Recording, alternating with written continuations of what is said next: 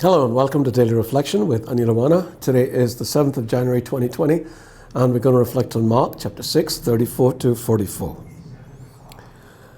As Jesus went ashore, he saw a great crowd and he had compassion for them because they were like sheep without a shepherd, and he began to teach them many things. When it grew late, his disciples came to him and said, "This is a deserted place and the hour is now very late. Send the people away so that they may go into the surrounding country and villages and buy something for themselves to eat." But Jesus answered them, "You give them something to eat."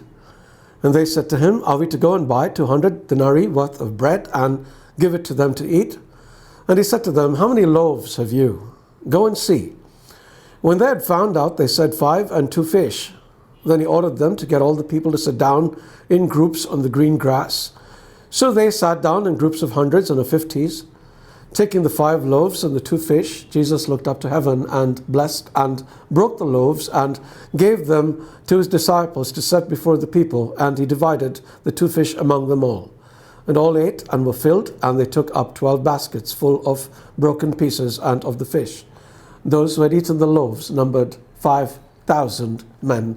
The Gospel of the Lord. This is one of my favorite retreat stories, and I love it for the lessons that it teaches.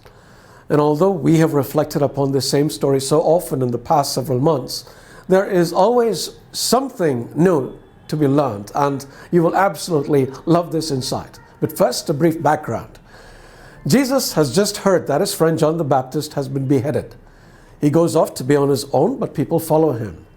Seeing that they were like sheep without a shepherd, he forsakes his own need for personal time and begins ministering to them, teaching them and healing the sick. If you ever wanted to see God's compassion in action, here it is. We often get so caught up in our personal pain, we can't see the pain in others.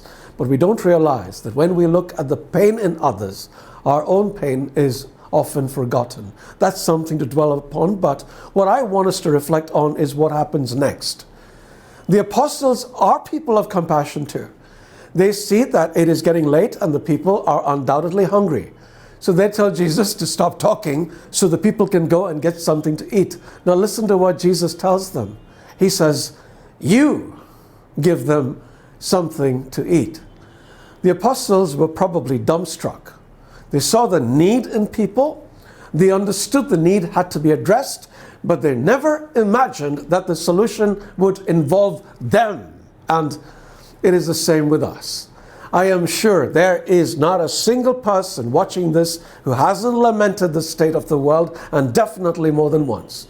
We talk about how bad things are, constantly saying that something needs to be done, but never imagining that we can do something to fix it. Well, Jesus is saying to us now, "You fix it."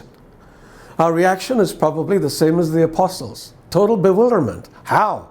The apostles only had a few loaves of bread and a few fish, and we don't have a lot either. But see, we don't need a lot. The little we have is enough if we really want to make a difference to the world. Because when we start doing things with the little that we have, God gets into the act and provides the rest of what is needed. See what happened on that mountainside.